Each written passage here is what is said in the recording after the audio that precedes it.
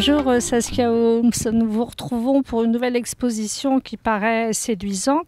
Déjà, quelque chose de fabuleux, première exposition annonçant l'année Picasso.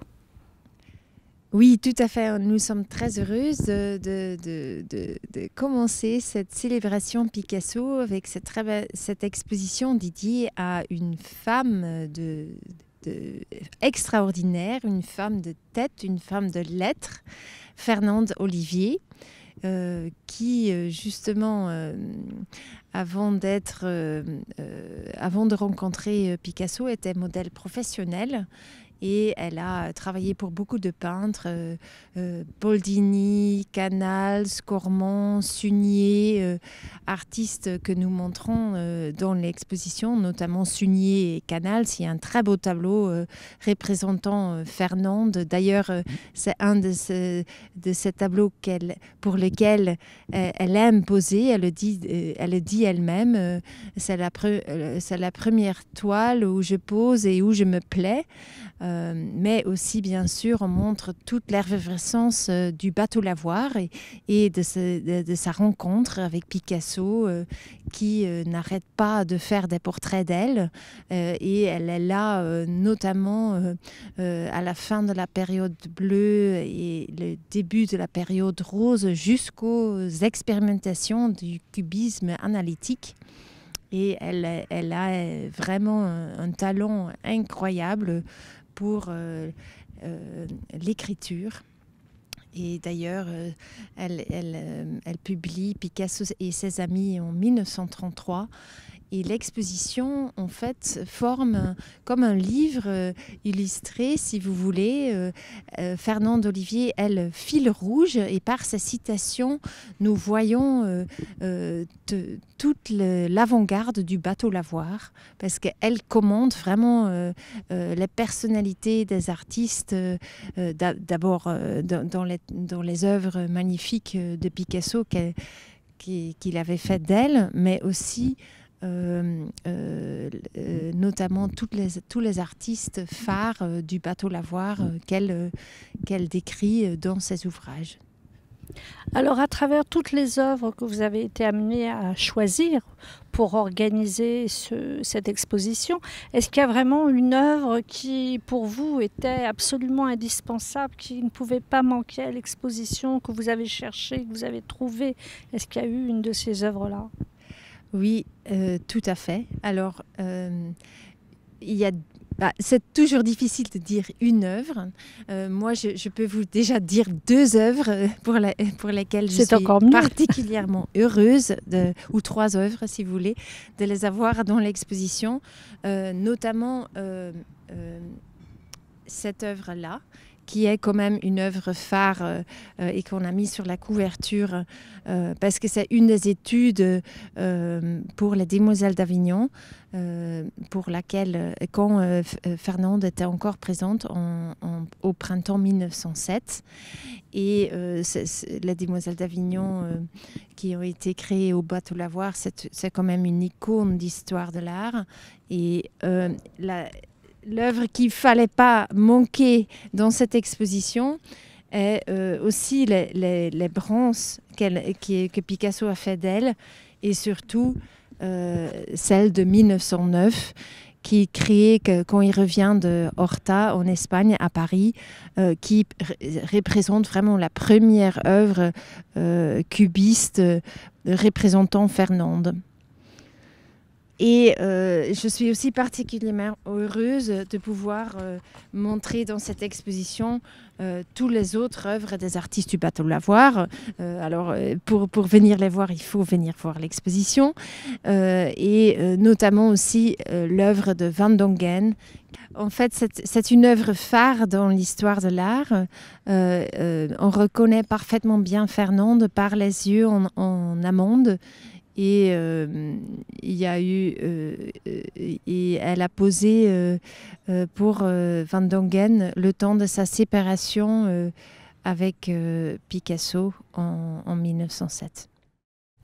Super, merci. Donc Saskia vient de nous donner les œuvres qui pour elle auraient été manquantes et ça aurait été désolant. Donc vous qui êtes la commissaire qui intervient sur cette exposition en complément du travail de Saskia. Quelles sont les œuvres qui, pour vous, auraient manqué si elles n'avaient pas été là? Ah ben, par exemple, on a une œuvre de Ricard Canals qui s'appelle Une loge à la tauromachie, qui est une œuvre très spectaculaire, d'une part par sa dimension. C'est une œuvre très grande et en plus parce que c'est une œuvre qui est un des œuvres majeures de l'artiste, représentant Fernand d'Olivier et Benedetta Canals qui était sa compagne, qui sont accoudés un petit peu à la façon des femmes de Goya. C'est un tableau qui appartient à une collection privée en Espagne, rarement vu. Et du coup, on est extrêmement heureux et fiers de pouvoir le montrer au public parisien où il a sans doute jamais été présenté depuis extrêmement longtemps. Donc c'est vraiment une œuvre très importante pour comprendre le contexte de rencontre entre Fernande et Pablo, avec cette fameuse bande catalane et espagnole, la bande à Picasso. Tout à fait. Alors justement, la prouesse, c'est d'avoir réussi à présenter un peu toute cette bande, ce qui n'était pas évident parce que vous avez un espace prévu, des quantités de tableaux possibles. Donc est-ce qu'il y a eu des regrets de choses que vous n'avez pas pu présenter? Parce qu'il y a toujours un petit... Il faut choisir et il y a des choses qu'on ne peut pas présenter. Alors pour cela, le catalogue qui accompagne l'exposition, que j'ai là, est une source importante parce qu'il permet de mettre justement beaucoup de tableaux que nous aurions pu emprunter ou que nous ne pouvions pas emprunter de par leur dimension, leur localisation et qui permettent d'avoir une vue plus complète de l'exposition. Cela dit, le cœur de l'exposition, c'est la parole de Fernande. Ce sont ses citations, ce sont ses livres, ce sont ses manuscrits, c'est elle. Et c'est cette parole-là qui est le fil conducteur de ce récit. Et c'est cette parole-là qui est l'œuvre maîtresse, si je puis dire, le chef-d'œuvre que nous voulions révéler.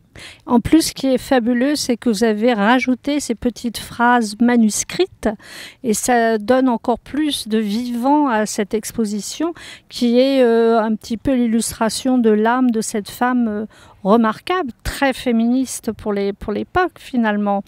Elle s'est beaucoup battue. Oui, alors quand on le regarde avec un œil féministe, effectivement, c'est un destin touchant parce que c'est un destin qui parle de la condition difficile des femmes il y a un siècle, qui le demeure d'ailleurs aujourd'hui malheureusement. Je ne pense pas que Fernande ait été féministe, mais en tout cas, c'est une jeune femme qui a voulu s'émanciper, qui était très orgueilleuse, qui a voulu être indépendante financièrement. Et donc ses aspirations se sont faites dans un contexte très difficile puisqu'elle-même était une enfant bâtarde, elle-même a été violée, mariée de force mineure, elle s'est échappée d'un mariage où elle était enfermée, elle est devenue modèle finalement pour gagner sa vie, mais c'était un expédient pour pouvoir survivre. Elle a choisi un autre nom pour ne pas être reconnue par ce mari qui l'a violentée, qui effectivement est mort fou, et elle a réussi à s'imposer comme modèle avec rigueur, avec détermination, avec beaucoup de travail et avant de connaître Pablo. Et après cette aventure avec Pablo Picasso, elle va continuer à s'assumer toujours avec une certaine difficulté parce qu'elle est sans famille, sans pension, sans revenus, sans fortune. Et c'est ça qui est très touchant, c'est de voir comment cette femme a été résiliente, endurante, survivante malgré tout. Et c'est ce qu'elle écrit dans son journal édité de manière posthume, et c'est un témoignage très rare parce que la plupart de ces récits-là ont disparu. Tout à fait. Alors justement, parmi ses amis, elle avait justement Gertrude Stein, qui était quand même une femme bien dans sa peau et qui a quand même beaucoup fait pour elle, puisqu'elle a donné des cours de français, m'avez-vous dit, Saskia, sa compagne. Elle a beaucoup défendu, justement. Ça l'a aidée, je pense, à être plus résistante, peut-être.